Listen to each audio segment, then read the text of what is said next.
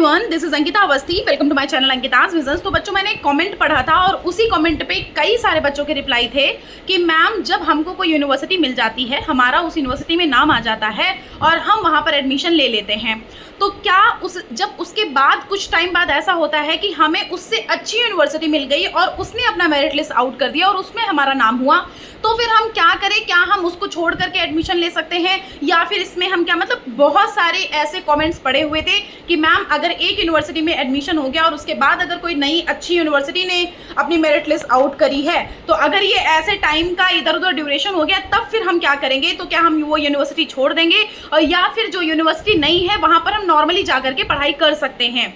तो ये जो कन्फ्यूज़न आपके मन में है, पूरी तरह से मैं क्लियर करने वाली हूँ। तो सबसे पहली बात ये है कि आप जब भी किसी यूनिवर्सिटी में अप्लाई करते हो तो उसके पहले उसका रिफंड पॉलिसी जान लो। जो भी यूनिवर्सिटीज़ हैं उनका रिफंड पॉलिसी आप जाने बगैर आप उस यूनिवर्सिटी में काउंसलिंग मत कराना। रिफंड पॉलिसी जान लो। उसके बाद आप नहीं समझ पा रहे हो तो आप क्लियर कट उनको कॉल कर लो। मैं आपको बताती हूँ कि कैसे कॉल करना होता है। जब भी आप किसी यूनिवर्सिटी में जाते हो तो उनके ऑफिशियल वेबसाइट पर जाते हो तो ऑफिशियल वेबसाइट पे एक कॉन्टैक्ट नंबर पड़ा होता है, बेसिकली जो हेल्पलाइन नंबर होता है वो हेल्पलाइन नंबर कभी काम नहीं करता है, ये आप सभी को पता है। किसी किसी के काम करते हैं और किसी किसी के काम नहीं करते हैं। तो आपको क्या करना होता है, आप बेसिकली क्या करोगे, यूनिवर्सिटी की ऑफिशियल वेबसाइट पे जा करके आप उनमें फैकल्टी मेंबर का नंबर ढूंढोगे। आप या फिर डायरेक्टली गूगल पे सर्च कर सकते हो कि this university faculty contact number, तो वहाँ पे सारा फैकल्टी का कॉन्टैक्ट नंबर आ जाता है। और जो भी आपका वहाँ पर मेन, जैसे एडमिनिस्ट्रेशन डिपार्टमेंट का देख लेना, मतलब हर फैकल्टी, मतलब सिर्फ प्रोग्राम का ही नहीं, जो एडमिशन सेल होता है, प्लेसमेंट सेल होता है, इन सब की फैकल्टी के नंबर वहाँ पर पड़े होते हैं। एक नहीं, दो नहीं, तीन नहीं, चार नहीं, कोई ना कोई तो फ़ोन उठाता है। आप क्लियर कट आप उनको कॉल करके बात कर लो। अदरवाइज यूनिवर्सिटी अपने प्रोस्पेक्टस में लिख देती है कि हमारा रिफंड पॉलिसी क्या है, और वो रिफंड पॉलिसी के साथ में आप क्लियरली वहाँ पर बात कर सकते हो। उसके बाद यहाँ पर आप अपने काउंसलिंग फॉर्म, मतलब वहाँ पर एडमिशन कराने के लिए जाओ फिजिकली। वैसे आप करा लो, मतलब आप एप्लीकेशन फॉर्म फिल कर दो, सारा सब कुछ कर दो, लेकिन फिजिकली आप तभी जाओ जब आप उसका रिफंड पॉलिसी जान लो। रिफंड ज़्यादातर यूनिवर्सिटी में एनईपी की पॉलिसी के अकॉर्डिंग हर एक यूनिवर्सिटी आपको रिफंड दे देती है। ऐसा बहुत रेयर यूनिवर्सिटीज़ ही होती हैं जो रिफंड पॉलिसी को एक्सेप्ट नहीं करती हैं, फॉलो नहीं करती हैं। जो रिफंड पॉलिसी है आपकी, उसके बारे में मैं आपको इतना बोलना चाहूँगी कि यूनिवर्सिटी थोड़ा लेट करती है। मतलब कुछ यूनिवर्सिटी आपको कुछ विद इन मंथ्स आपको रिफंड वापस कर देती है, मतलब आपको पैसा वापस कर देती है, आपकी फीस। लेकिन कुछ यूनिवर्सिटीज़ ऐसी हैं जो कि मतलब टाइम लगता है उनको, अच्छा खासा टाइम लगता है, और उसके साथ में आपको मतलब कुछ महीने लगते हैं उनको, और कुछ महीने बाद आपको वो रिफंड करते हैं।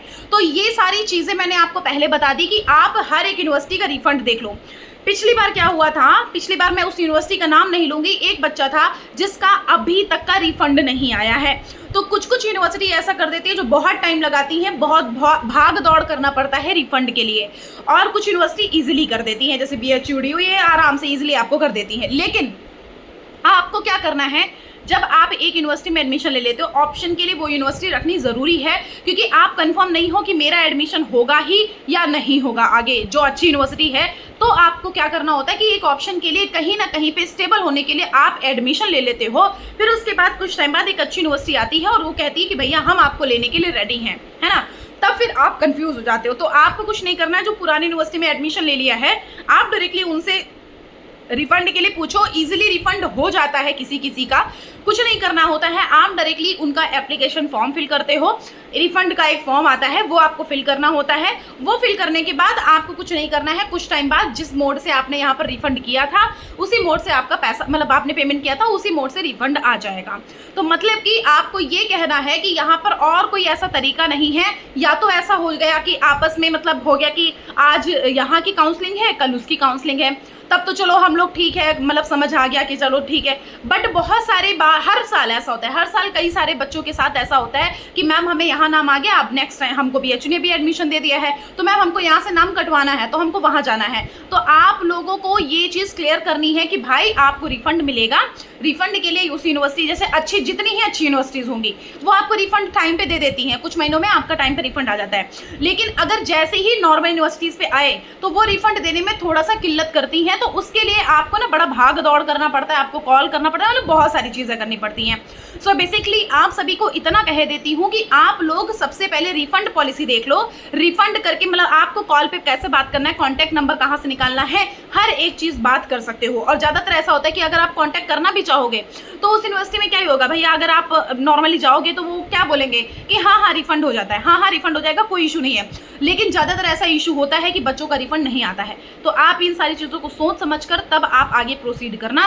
कोशिश करो कि एक यूनिवर्सिटी में आप एडमिशन लो और वो एडमिशन लेकर के आप उनका रिफंड पॉलिसी जान के तब आप दूसरी यूनिवर्सिटी अगर एडमिशन दे रही है तब आप दूसरी यूनिवर्सिटी की तरफ फॉरवर्ड करो, ठीक है। वैसे रिफंड आ जाता है, अच्छी यूनिवर्सिटीज़ जो हैं, नॉर्मल यूनिवर्सिटीज़ में रिफंड आ जाता है। मैं कुछ यूनिवर्सिटीज़ की बात यहाँ पर कर रही हूँ, ऐसा नहीं सारी यूनिवर्सिटीज़, कुछ यूनिवर्सिटीज़ की बात कर रही हूँ जो यूनिवर्सिटीज़ आपको टाइम पर रिफंड नहीं देती हैं, ठीक है। तो ये सारी चीज़ें मुझे यहाँ पर बतानी थी। बहुत सारे बच्चों ने कमेंट किया था, इसलिए मैंने आपको क्लियर कर दिया है।